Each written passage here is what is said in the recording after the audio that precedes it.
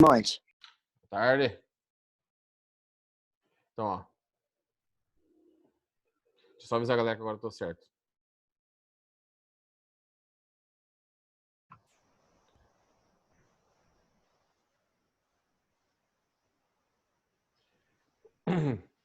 Então, ó, tá gravando a aula? Não, tá gravando, vamos lá. Vou explicar refração para vocês, conteúdo novo. A gente não ia terminar esse conteúdo hoje de um jeito ou de outro, tá? Porque faltam bastante coisa na apostila pra gente fazer. Então, só vai atrasar um pouquinho mais, mas vamos lá. Qual que é a principal diferença de refração para reflexão?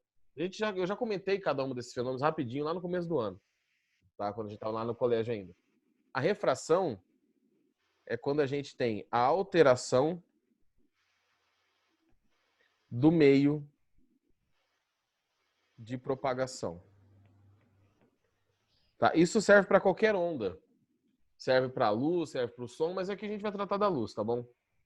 A reflexão, que é o que a gente já viu lá atrás, nos espelhos, é quando a luz bate numa superfície e ela volta, tá? Ela não atravessa essa superfície para o outro lado. Então, essa é a principal diferença. O que acontece na refração? Normalmente, a gente tem um desvio dessa luz, dessa onda, tá? Essa onda sofre um desvio. E por consequência desse desvio, e porque ela está mudando de meio, tá? Você tem a alteração da velocidade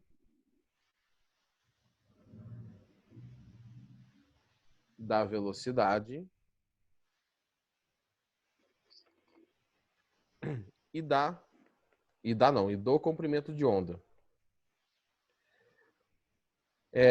A gente vai ver melhor depois essa parte de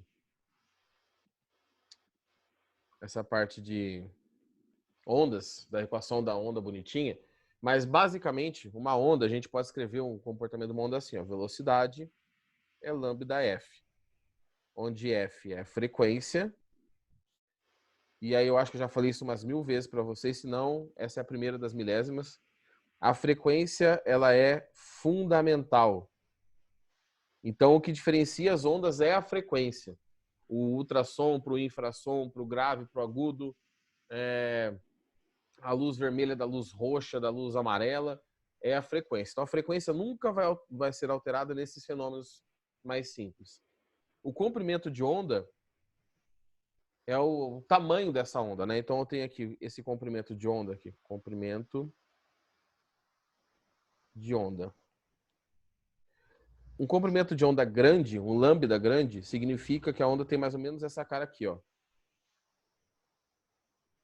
Tá? Aqui. Já um comprimento... Monte, Oi, você pode usar outro pincel? É que ia ser meio difícil de entender. o verde? Ou Não, a grossura, você a- disse? a- Tá, deixa eu ver se melhora assim. Porque eu tava... É que se eu colocar muito fino, não dá pra enxergar. Vamos ver se melhora assim. Vou tentar melhorar, beleza. Vou tentar mudar o desenho aqui. Se ficar muito fino, vocês avisem, tá? Ô, Monte, Oi. essa onda, ela com a interferência luminosa também faz os vales e as cristas? Meu Jesus, eu não entendi nada. Você falou, fala de novo. Essa onda com a interferência luminosa, ela faz os vales e as cristas também? Isso, a luz e o som, essas ondas em geral, né? Luz, som, elas sofrem interferência, igual a gente viu tudo isso, tá? Normal. Isso não muda. A gente agora não vai estudar interferência nesse momento. Eu só quero mostrar para vocês que existe uma diferença das ondas. A onda de comprimento grande é aquela onda da esquerda ali, que está mais pro meio da tela, que é uma onda grandona. Ela tem um comprimento de onda grande. O comprimento de onda menor da onda significa que ela é mais próxima aos vales e cristas, tá? E aí a velocidade vai alterar quanto essa onda se move. O importante, quando uma luz ou uma onda atravessa de um meio para o outro, o comprimento de onda pode mudar. Então isso aqui, ó, pode sofrer alteração. O que não pode sofrer alteração é a frequência. Então, se a gente precisar depois trabalhar com alguma coisa, a gente sabe que a frequência não pode mudar, porque ela é fundamental. Tá bom? Então, a primeira coisa que a gente vai abordar na refração é justamente a mudança da velocidade. Pense comigo, uma onda, uma luz é uma onda eletromagnética, então ela tem influência elétrica e magnética. Quando ela viaja no vácuo, não tem nada atrapalhando ela, é vazio. Então ela viaja com o máximo de velocidade que ela consegue. Essa velocidade da luz no vácuo, cadê? Velocidade da luz no vácuo, a gente usa C para esse símbolo, né? Que é aproximadamente 3 vezes 10 à oitava metros por segundo. Esse é o valor da velocidade da luz no vácuo, tá? Isso a gente considera uma constante, porque no vácuo é um limite e é isso aí. O ponto é, quando essa luz entra na matéria, vamos pensar que ela entrou na água. A luz veio do ar, do vácuo e entrou na água. Ela vai encontrar átomos, moléculas, coisas com carga. E ela vai sofrer influência disso. E com certeza a velocidade dela vai diminuir. Porque o lugar mais rápido é no vácuo. Então aqui eu tenho a maior velocidade, tá? E conforme ela vai entrando em outros materiais, e quanto mais denso o material, mais próximas as moléculas, menor a velocidade da luz, tá? Ao ponto de materiais muito próximos, com as moléculas muito próximas, a luz não consegue passar. Então, eu posso afirmar com vocês com uma boa certeza que a estrutura do vidro, a estrutura cristalina do vidro, é muito mais espaçada do que do concreto. Ou seja, existe um espaço ali dentro dos átomos, entre as ligações, para a luz passar no vidro, no concreto não. Então, por isso que você enxerga do outro lado do vidro, mas não enxerga do outro lado do concreto. Ou de uma pessoa, tanto faz. Tá? E aí, essa relação de mudança de velocidade é o que a gente chama de índice de refração. Índice de refração. Tá? Esse índice de refração vai determinar quão difícil é a luz viajar naquele meio. Ela vai, como a gente tem um limite, que é o da luz no vácuo, que é o mais fácil, a gente vai do mais fácil para o mais difícil. Então, conforme a gente aumenta o índice de refração,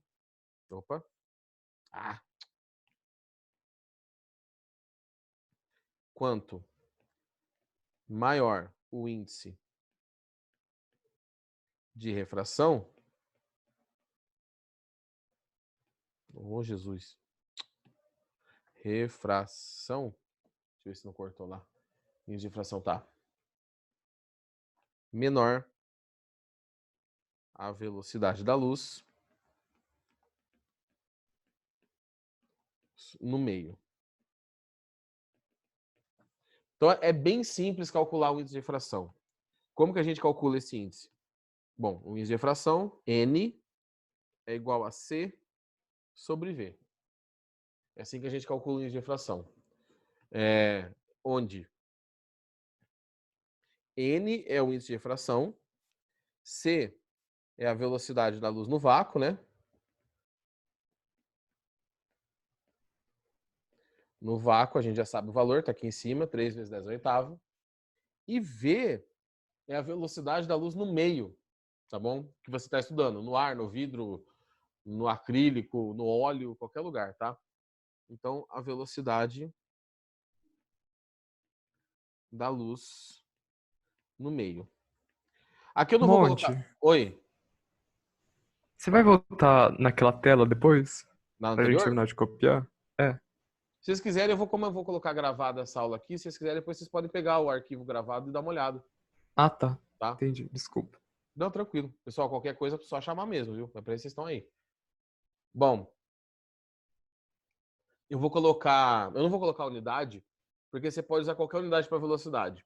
Metros por segundo, quilômetros por hora, desde que esteja igual, em cima e embaixo. Então, como você está dividindo duas coisas de mesma unidade, o índice de refração... Eita, piscou a luz aqui. O índice de refração não tem unidade. Ele é vazio. Ele é adimensional, ou seja, é um número.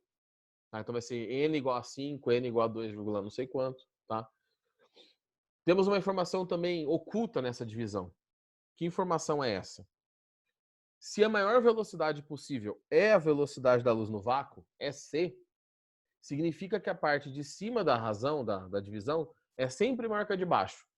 Se você está dividindo um número sempre menor, se você está dividindo um número por outro sempre menor do que ele, essa razão, essa divisão tem que dar sempre maior que 1. Tá? Então, o índice de refração ele é sempre maior.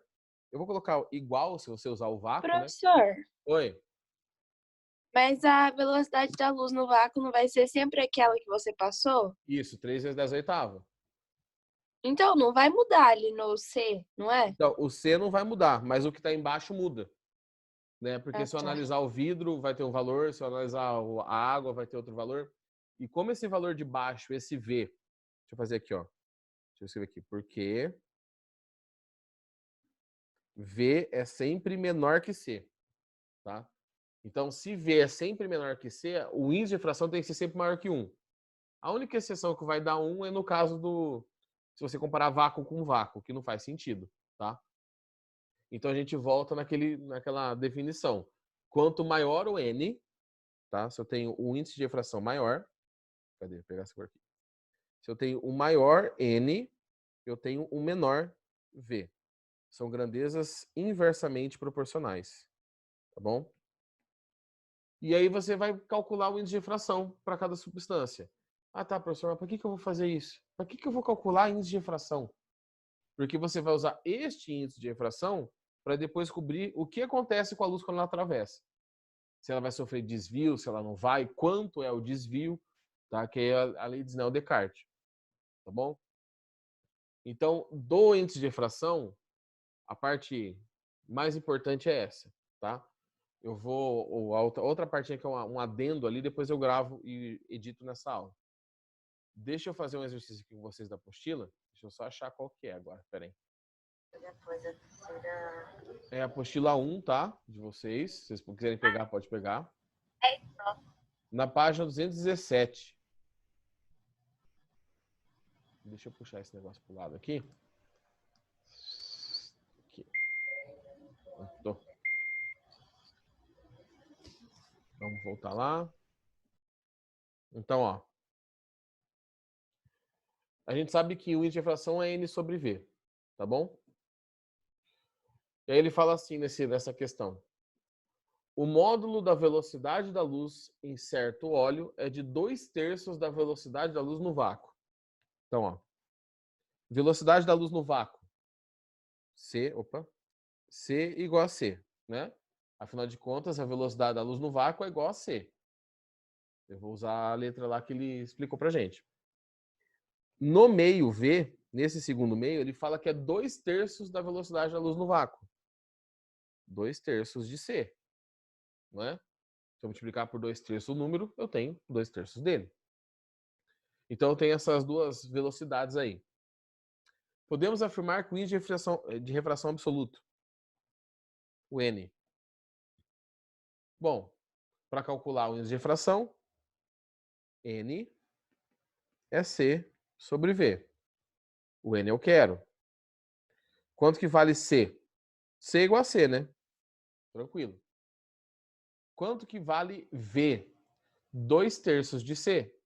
Então, eu vou colocar aqui embaixo, ó, 2/3 de C. E aí, o que eu faço quando eu tenho uma fração embaixo? Eu vou inverter ela e passar para o lado de cima. Professor, mas por que só não substitui no C o número lá? Então, se eu substituir, quem perguntou? A Jaque. Ô, Jaque, se eu substituir, o que acontece? Vai dar a mesma coisa, tá? Só que eu vou ter que fazer uma conta a mais. Quer ver? Eu vou substituir, eu vou fazer assim, e aí eu vou substituir para vocês verem, tá? Vou pegar a fração agora que está embaixo, só terminar esse método aqui. E vou inverter ela, tá bom? Então, o 3 sobe, o 2 desce e o C fica... Opa! E o C fica aqui embaixo. Tá? Porque você estava em cima, o C fica embaixo. Coloquei o C no lugar errado, ele já vai aparecer certinho para vocês. Bom, C com C dá quanto? C dividido por C? 1. Então, isso aqui dá 3 sobre 2, que é 1,5. Duas coisas importantes. É maior que 1, a resposta tem que ser maior que 1. Então, tá certo. E tá certo porque eu sei que tá certo. Tá? E se for fazer igual você comentou, dá na mesma, ó. Aqui vai ficar 3 vezes 10 oitava metros por segundo. Que é a velocidade da luz, né? Percebam que no enunciado ele não passou esse valor da velocidade da luz. Então, se você sabe ela, beleza. Se você não sabe, o único jeito de resolver é do jeito que eu mostrei. Se você dividir isso por 2/3, multiplicar por 2/3, desculpa, esse valor vai ficar 2 vezes 10 a oitava. Por que que fica? Porque 2/3 vezes 3 vezes 10 a oitava, você simplifica esses 3 aqui e dá 2 vezes 10 a oitava. Tá? Então, você tem esses mesmos valores. E aí, n é igual. Aí é só substituir, né? 3 vezes 10 a oitava dividido por 2 vezes 10 a oitava. Corta aqui e vai dar a mesma coisa. 1,5, tá? Então, Jaque, dá para fazer dos dois jeitos. Os dois estão corretos, tá? Por que que eu parti para o da fração primeiro? Porque no da fração eu estou usando as informações que ele me passou. Tá? Gente, eu estou dividindo... Tá certo, tá certo. Esquece. O da fração... Deixa eu pensar, tá. O da fração eu estou usando as informações que o enunciado me passou. O jeito que você propôs, vocês vão acabar fazendo talvez do jeito que você falou aí, tá? Porque vocês vão acabar decorando a velocidade da luz no vácuo, mas ele não passou essa informação. Então, a resposta correta seria B, tá? Do exercício. Sim? Tranquilo? Deu para entender? Tranquilo. O índice de fração é bem facinho de calcular, tá? O que pega é o que vai vir depois. Vamos trocar de exercício aqui. Lembrando que depois essa aula estará gravada e disponibilizada para vossas senhorias. Então, o próximo exercício está na mesma página. Eu vou dar uma diminuída aqui porque está muito grande. Peraí. Opa! Aqui, mais ou menos. Pronto. Vamos lá. Apaga isso aqui. Vamos fazer outro exercício. Dadas as afirmativas. 1. Vou fazer um aqui embaixo. Não é possível existir um meio homogêneo e transparente de índice de refração absoluto menor do que 1. A afirmativa 1 é verdadeira. Lembra que eu falei? O índice de refração é sempre 1 ou mais. Por que que ela é verdadeira? Porque se você tem um índice de refração menor que 1, significa que naquele meio que você está estudando, a luz é mais rápida do que ela é no vácuo. Isso, além de violar todos os experimentos que a gente conhece, toda a lógica da luz viajar mais rápido no vácuo do que nos outros lugares, viola o que a gente conhece hoje como teoria da relatividade. Porque nada na natureza passa a velocidade da luz. E a coisa mais rápida que existe no universo é a luz. Então, a primeira é extremamente verdadeira. Alguma coisa que passe a velocidade da luz não existe. A segunda afirmativa. O módulo da velocidade de propagação da luz no meio A é 2,4 vezes 10 a oitava. E no meio B é 1,8 vezes 10 a oitava. O índice de refração do meio A em relação ao do meio B é igual a 0,75. Quando a gente fala em relação, o que ele está querendo? O índice de refração de A dividido pelo índice de refração de B. É isso que a gente tem que calcular. Tá? Então, aqui eu preciso calcular os dois índices de refração a princípio para ver qual é essa divisão. Eu vou fazer com o número, com 3 10 oitava, tá? Igual no exercício anterior, que vocês comentaram, para mostrar uma regra geral depois. E aí vocês já vão descobrir um outro jeito de calcular. Então, vamos calcular o do A primeiro. O índice de refração de A é a velocidade... Opa! É a velocidade da luz no vácuo. Eu estou com CA na cabeça. Sobre VA, tá? O índice de refração de A eu não sei. A velocidade da luz no vácuo, 3 vezes 10 a oitava. E a velocidade no meio A, 2,4 vezes 10 a oitava. Se você for dividir isso aqui, eu vou simplificar, tá? Eu vou dividir por 3 em cima e por 3 embaixo. Então vai dar 1 vezes 10 a oitava, que divide 0,8 vezes 10 a oitava. Tá vendo que vai dar uma divisão nojentinha aqui? Eu vou deixar o índice de refração assim, tá? 1 dividido por 0,8. Depois vocês vão entender por que quando vocês forem resolver isso mais para frente, não vai dar essa divisão assim. Pode ficar tranquilo. Tá? Que é que eu estou usando os valores. Vou calcular o de B. C sobre VB. O índice de refração de B é igual 3 vezes 10 à oitava, dividido por 1,8 vezes 10 à oitava. Vou simplificar aqui. E vou simplificar de novo. Vou dividir por 3 em cima e por 3 embaixo da fração. Vai dar 1 dividido por 0,6. Ele não quer o índice de fração de A dividido pelo de B? Então eu vou calcular isso. O índice de fração de A, o índice de fração de A dividido pelo de B é igual, deixa eu fazer aqui bem grandinho, 1 sobre 0,8 dividido por 1 sobre 0,6. Tá bom? Vou fazer o que com a fração de baixo? Vou passar ela invertida. Então, vou repetir a primeira fração que está em cima e vou inverter a segunda. Vou simplificar esses uns, né? Esses 1. 0,6 dividido por 0,8 vai dar, se você simplificar por 2, vai dar 0,3 por 0,4, vai dar 0,75 essa divisão. Aí você fala, professor, posso estar muito enganado, mas você falou agora há pouco que não pode ter um índice de refração menor do que 1. Não pode, se você calcular assim, ó, com as equações de cima. Porque você está comparando com quem? Com vácuo. Nada pode ser mais rápido que o vácuo. Quando você está calculando um índice de refração em relação ao outro, o que você está descobrindo ali é que a luz no meio A é mais rápida do que a luz no meio B. Quanto em proporção? 75%. Tá? Ou que a luz no meio B é 75% da velocidade da luz no meio A. Então é isso que você está fazendo. Você está comparando dois meios. Então, quando você está falando de relativo, um em relação ao outro, pode dar qualquer valor positivo, né?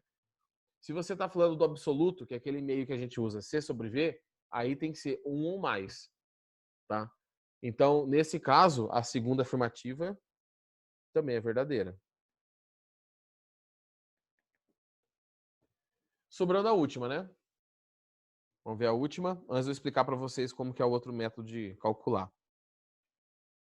Quando se diz que o meio A é mais refringente do que o meio B, deve-se entender que o índice de refração absoluto do meio A é maior que o do meio B. Sim. Quanto mais refringente, maior a refração. Maior o índice de refração, maior o N. Então, quanto mais refringente, maior o índice de refração absoluto em relação ao vácuo, né, que é a nossa comparação padrão. Então, essa também é verdadeira. E aí, as alternativas, né? 1, 2 e 3. Então, todas são corretas. Alternativa D de dado. Tá bom? Agora, eu vou ter que fazer toda essa divisão aí, professor, não tem um jeito mais rápido? Tem. Tá, tem. E esse jeito mais rápido, ou você decora a fórmula, ou você chega na fórmula, que eu acho que é o jeito mais fácil para você ter que decorar uma coisa a menos. Então, eu só vou deduzir a fórmula aqui, tá? Quer ver? Deixa eu abrir mais um espaço aqui. Eu quero achar NA sobre NB. Era isso que eu queria, né? Deixa eu tirar esse exercício da tela. Deixa eu bloquear aqui. Aqui eu vou deixar a página, não tem problema. E aqui eu volto para cá. Aqui, pronto. Pronto. Era NA sobre NB que eu queria, não era? Vamos fazer assim, ó. Como que eu calculo o N mesmo? C sobre V, não é? Então é C sobre VA e C sobre VB. Tá? Desse jeito que tá aparecendo aí. Tá com delay, não sei porquê. Tava normal até agora há pouco. O que eu faço? Eu vou repetir a fração de cima e vou passar de baixo invertida. Simplifico os Cs. E aí eu chego que VB sobre VA é igual a NA sobre NB. Então, eu poderia ter calculado aquele exercício anterior só assim, ó.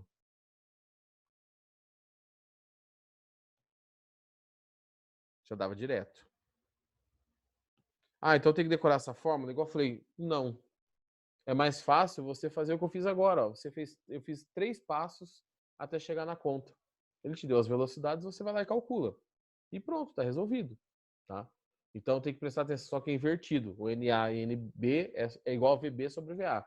Mas seria outro jeito de calcular o que o exercício pediu anterior.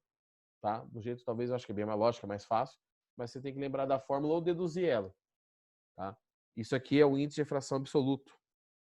Índice de refração absoluto não, gente.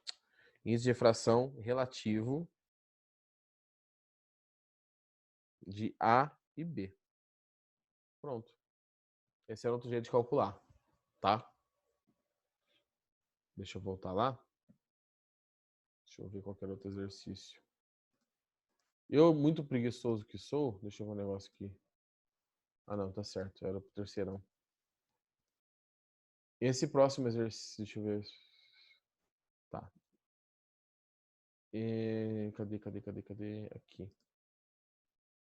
Esse próximo exercício que eu vou fazer aqui com vocês, ele não tem conta, tá?